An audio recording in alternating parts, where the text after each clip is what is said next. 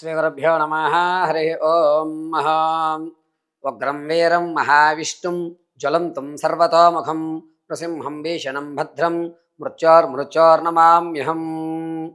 శ్రీ గోవిందానుగ్రహగడాక్ష నృసింహాయ నమః. ఈ మధ్య హిందూ దేవాలయాలు అన్నా హిందూ దేవుని యొక్క ప్రసాదాలన్నా పిచ్చి పిచ్చిగా నోటికి వచ్చినట్లు మాట్లాడుతూ దాన్ని ఏదో వ్యంగ్యంగా ఏదో తమేదో గొప్ప పని చేశామన్నట్టుగా రిచెస్ట్ బిచ్చగాడు ప్రసాదం తీసుకుంటున్నాడన్నారు. అమ్మా శివజ్యోతి గారు, రిచెస్ట్ బిచ్చగాడు పూర్ బిచ్చగాడు అని ఉండడమ్మా. బిచ్చగాడు అంటే బిచ్చగాడే, వాడి దగ్గర ఏమీ లేదని అర్థం. ఆకలితో ఉన్న వాడికి మన హిందూ ధర్మంలో మనం పెట్టలేకపోయినా పెట్టే ఇల్లు చూపించి వాడి ఆకలి తీర్చడమే మన ధర్మం.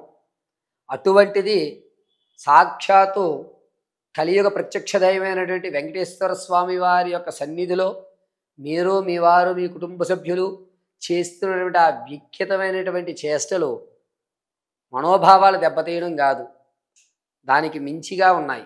ఎందుకు అంటే మీరున్నది క్యూ లైన్లో భగవన్నామస్మరణ చేయాలి కానీ సెల్ఫీ వీడియోలు తీసుకోవడం ఏమిటి? మరీ విడ్డూరం కాకపోతేను. మీరు ఒక న్యూస్ రిపోర్టర్గా ప్రారంభమయ్యి మీ జర్నీని కొనసాగిస్తూ ఈరోజు ఒక ఉన్నతమైనటువంటి స్థాయిలో ఉన్నారు. అటువంటి మీరు ఇటువంటి మాటలు మాట్లాడితే మిగిలిన వాళ్ళు మీకన్నా పైన, అంటే మీరు రూపాయి సంపాదించి మీరే ఈరోజు ఇలా ఉంటే ₹1,00,000 సంపాదించే వాళ్ళు ఎలా ఉండాలి? వాళ్ళు ఏమనాలి? అంటే మీకంటూ మినిమం ఏదో అనేసాం, అందుకే మన పెద్దవాళ్ళు ఎటువంటివి మీలాంటి వాళ్ళు ఉంటారని అనుకుంటా. అరిసి తొక్కనేలా కాలు కడగనేలా అనేటువంటి సామెతలు ముందే పెట్టారు. తెలిసి తెలిసి తొక్కడం ఎందుకు, కాలు కడుక్కోవడం ఎందుకు, ఆ మాటలు అనడం ఎందుకు, ఇప్పుడు క్షమాపణలు చెప్పుకోవడం ఎందుకు? అంటే ఏదైనా చేయొచ్చా? ప్రజాస్వామ్యంలో ఒక మాట అనేయచ్చు, సారీ చెప్పేయచ్చు. ఇంతకు ముందు కూడా అదే జరిగింది. తిరుపతి లడ్డు విషయంలో కొవ్వు కలిసింది అన్నారు, సారీ చెప్పారు, అయిపోయాయి. ఇప్పుడు మీరు వచ్చారు, బెచ్చగాడు అన్నారు, సారీ చెప్పారు, అయిపోయా. రేపు ఇంకొకరు వస్తారు, ఏదో చేస్తారు. టీడీటీలో మొన్న ఒక అతను మాంసం తింటున్నారు, ఏం పట్టించుకోలే. అంటే మన హిందువులు మేలుకోవడం లేదా? తిరుపతి అనే పుణ్యక్షేత్రం కలియుగ వెంకటేశ్వర స్వామి వారి యొక్క మహిమ మనకు తెలియదా? లేకపోతే కలి ప్రవేశించి మీలో ఇటువంటి మాటలు మాట్లాడిస్తున్నాడా? ఏమి అసలు ఏ కోసాన్నా కూడా చిన్నప్పుడు కాకరకాయ అని పెద్దాక కేకరకాయ అన్నట్టు ఉంది. ఒక జర్నలిస్టు, ఒక సమాజంలో గౌరవం ఉన్న వ్యక్తి మీరు ఇటువంటి మాటలు మాట్లాడడం ఎంతవరకు కరెక్టు? ఇప్పుడు మిమ్మల్ని మేము తిడతాం, సారీ అండి మేము అనుకోలేదు, అనుకోకుండా మాటలు వచ్చాయండి అంటే. కానీ దేవుడి మీద మాత్రం ప్రమోషన్లు చేస్తారు మీరు. 7 శనివారాల వ్రతాలు ఎలా చేయాలి, ఎన్ని ఒత్తులు వేయాలి, స్వామివారికి ఏ ప్రసాదం పెట్టాలని వీడియోలు మీరు చేసి ఆ వీడియోల నుంచి వచ్చినటువంటి ధనాన్ని మీరు భుజించి అప్పుడు ఏ బిచ్చగాడయ్యారు? రిచెస్ట్ బిచ్చగాడయ్యారు, పూరిస్ట్ బిచ్చగాడయ్యారా? ఈ ఇన్స్టాలో ఉన్నాయిగా వెంకటేశ్వర స్వామికి సంబంధించినటువంటి వ్రత కథలకు సంబంధించినటువంటి వ్రతాలు ఏ విధంగా చేయాలని. అప్పుడు భగవంతుడయ్యాడు.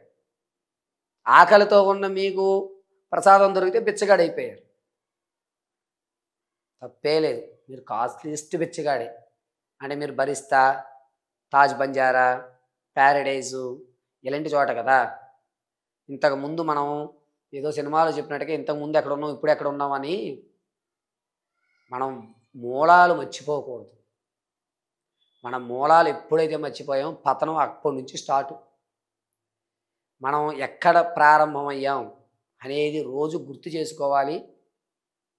ఆ ప్రారంభం నుంచి ఈరోజు ఈ స్థితిలోకి ఉండడానికి కారణం ఎవరు? మీ శ్రమ అనుకుంటున్నారా? మీకు అదృష్టాలు కలిసి వచ్చేసి అనుకుంటున్నారా? మీరు ఏమన్నా ఇదైపోయారు అనుకుంటున్నారా?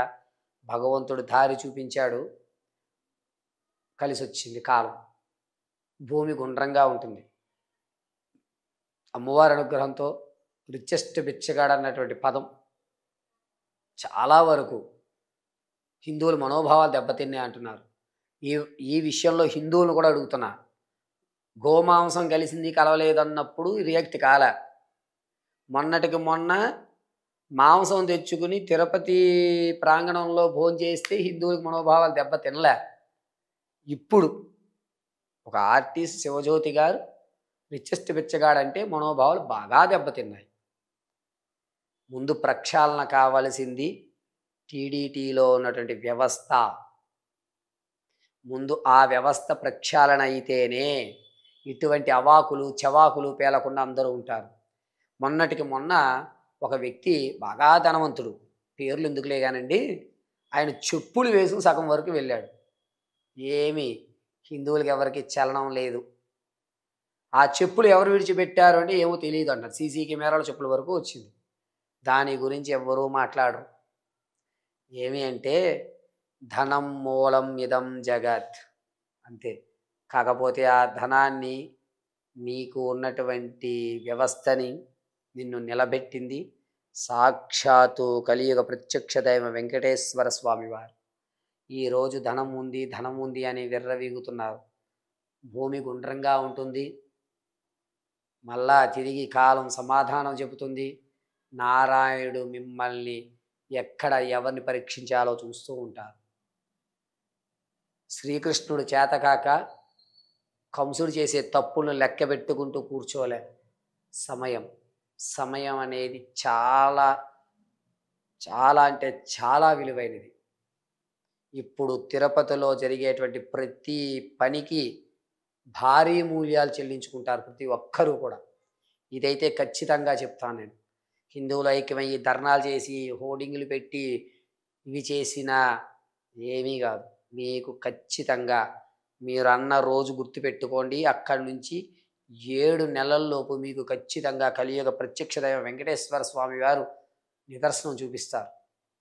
అందుకే నిత్య కళ్యాణం పచ్చతోరణంగా ఉన్నటువంటి ఆ యొక్క టీడీపీలో మనం దర్శనానికి వెళ్తున్నారా, ఫోటోలు తీసుకోవడానికి వెళ్తున్నారా, స్టేటస్లు పెట్టుకోవడానికి వెళ్తున్నారా, లేకపోతే మీరే వెళ్ళారు తిరుపతి అని చెప్పుకోవడానికి వెళ్తున్నారా? తిరుపతిలోకి వెళ్ళిన ప్రతి ఒక్కరూ ఫోన్లు హ్యాండ్ ఓవర్ చేసి గోవిందా గోవిందా అని ఆ యొక్క ప్రత్యక్ష దైవమైనటువంటి వెంకటేశ్వర స్వామి వారి నామ సంకీర్ణంతో ఉండే విధంగా చూడండి. ప్రతి శుభ కార్యక్రమాల్లోనూ మొట్టమొదట ఆరాధ్య దేవుడు ప్రతి వారి ఇంటిలోనూ వెంకటేశ్వర స్వామి వారు కొలువు తీరారు అంటే ఆషామాషి మాటలు కాదవి.